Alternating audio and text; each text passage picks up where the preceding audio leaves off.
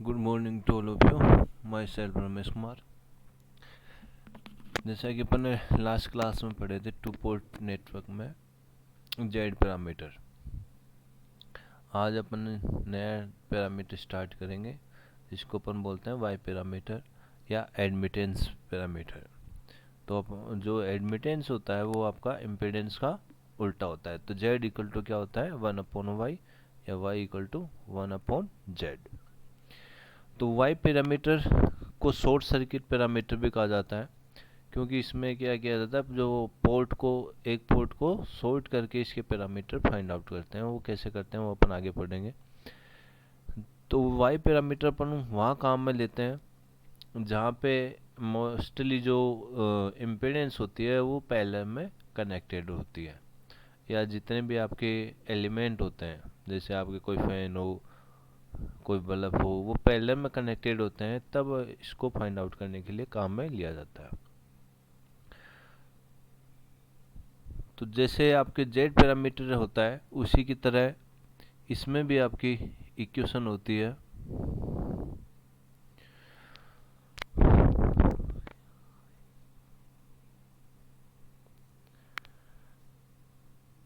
तो कोई भी आपका सर्किट होगा वो इस फॉर्म में रहेगा, जिसमें आपके ये सर्किट कनेक्टेड रहेगा, और इसके आपके दो पोर्ट रहेंगे। इसको अपन फर्स्ट पोर्ट बोलेंगे, इसको अपन सेकंड पोर्ट बोलेंगे। तो इसकी जो इक्वेशन होगी, जो आपका संबंध दिया जाएगा, आपके पोर्ट 1 और पोर्ट 2 में जो संबंध दिया जाता है, वो दो इन इक्वेशन से दिया जाता है।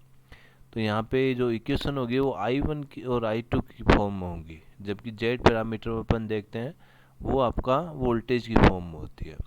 तो I1 की जो वैल्यू होगी वो रहेगी Y11 V1 प्लस Y12 और V2। तो जो I1 है, V1 है और V2 है, ये आपके पोर्ट 1 और पोर्ट 2 के पैरामीटर हैं। तो ये डिपेंडेंट पैरामीटर हैं। V1 और I1 आपस में एक दूसरे पे डिपेंड करेंगे। तो ये किस तरीके से वे रोल प्ले करते हैं वो अपन आगे पढ़ेंगे। जिससे ही जो सेकंड इक्वेशन होती है वो आपके I2 equal to Y21 V1 plus Y22 और V2। अब अपन ये ज्ञात करेंगे ये Y11 बेसिकली है क्या, Y12 क्या है, Y21 क्या है और Y22 क्या है। तो इसको ज्ञात करने के लिए अपन को एक कैसे ज्ञात कर सकते हैं, वो इसमें देखते हैं कि इसमें यदि मैं V2 को 0 कर देता हूँ तो आपका I1 V1 और Y11 में रिलेशन आ जाएगा।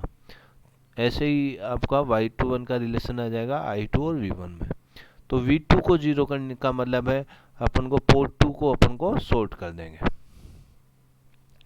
तो फर्स्ट केस है वो आपका V2 equal to 0, port 2 is short circuited. Port 2 को अपन ने शॉर्ट कर दिया है। तो इक्वेशन फर्स्ट में जो आपकी फर्स्ट इक्वेशन है, फर्स्ट इक्वेशन क्या है, I1 equal to Y11 V1 plus Y12 V2। इसमें V2 को अपन ने 0 कर दिया है। तो V2 को 0 कर दिया है, तो आपका जो सेकंड टर्म्स है फर्स्ट इक्वेशन की वो आपकी 0 हो जाएगी। तो आपकी इक्वेशन हो जाएगी I1 इक्वल टू Y11 और V1। तो आपका अपन Y1 में क्या होता है वो निकालेंगे, तो Y1 में क्या हो जाएगा, I1 अपॉन V1। तो ये आपका करंट का रेशियो है। तो करंट का रेशियो, करंट और वोल्टेज का रेशियो, तो करंट अपॉन वोल्टेज, तो ये क्या हो गया आपका, एक इम्पीडेंस को रिप्रेजेंट कर रहा है। तो ये पोर्ट 1 की इम्पीडेंस को रिप्रेजेंट कर रहा है, इसलिए इसको अपन इनपुट एडमिटेंस भी बोलेंगे। तो पोर्ट 2 को अपन इनपुट पोर्ट की तरह काम में ले रहे हैं, पोर्ट 2 को आउटपुट पोर्ट की तरह काम में ले रहे हैं। इसी केस में सेकंड जो इक्वेशन लिखी थी उसमें अपन V2 की वैल्यू 0 रखेंगे। तो I2 equal to Y21 V1 हो जाएगा, और जो सेकंड टर्म है वो 0 हो जाएगी। तो यहाँ से अपन Y21 निकालते हैं, तो ये आपका आता है I2 अपॉन V1। तो ये भी आपका करंट अपॉन वोल्टेज, यानी करंट बटे वोल्टेज, ये अनुपात है करंट और वोल्टेज का। तो करंट और वोल्टेज का अनुपात है, तो इसकी वजह से ये इम्पीडेंस है। लेकिन यहाँ पे देखिए जो पैरामीटर है I2 और V1, ये अलग अलग पोर्ट के हैं। I2 है वो आपका आउटपुट पोर्ट का है, जबकि V1 है वो आपका इनपुट पोर्ट का है, इसलिए इसको अपन ट्रांसफर इम्पीडेंस बोलेंगे। ठीक है, लेकिन यहाँ पे देखिए जो आउटपुट पोर्ट का जो पैरामीटर वो ऊपर है और इनपुट पोर्ट का पैरामीटर नीचे है, इसलिए इसको अपन फॉरवर्ड ट्रांसफर एडमिटेंस कहेंगे। तो ये आपका सेकंड पैरामीटर आ गया है Y21। तो एक केस यानी जब पोर्ट 2 को अपन सॉर्ट करते हैं तो आपके दो पैरामीटर फाइंड आउट होते हैं। ऐसे ही इसका सेकंड केस करते हैं। तो सेकंड केस है जब अपन पोर्ट 1 को शॉर्ट सर्किट करेंगे। पोर्ट 1 को शॉर्ट सर्किट करेंगे का मतलब है V1 को अपन को 0 करना है। तो इक्वेशन 1 और 2 में अपन V1 की वैल्यू 0 रखेंगे, तो I1 equal to 0 plus Y12 V2 हो जाएगा। यहाँ से अपन Y12 की वैल्यू निकालते हैं तो I1 अपॉन V2 हो जाएगा।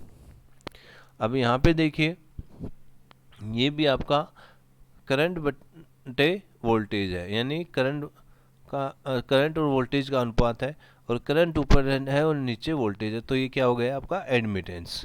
तो एडमिटेंस को रिप्रेजेंट करेगा, लेकिन यहाँ पे करंट और जो वोल्टेज का अनुपात है वो अलग अलग पोर्ट का है, क्योंकि I1 है वो आपकी पोर्ट 1 की है और जो V2 है वो आपका पोर्ट 2 का है, इसलिए इसको अपन बोलेंगे ट्रांसफर इन एडमिटेंस।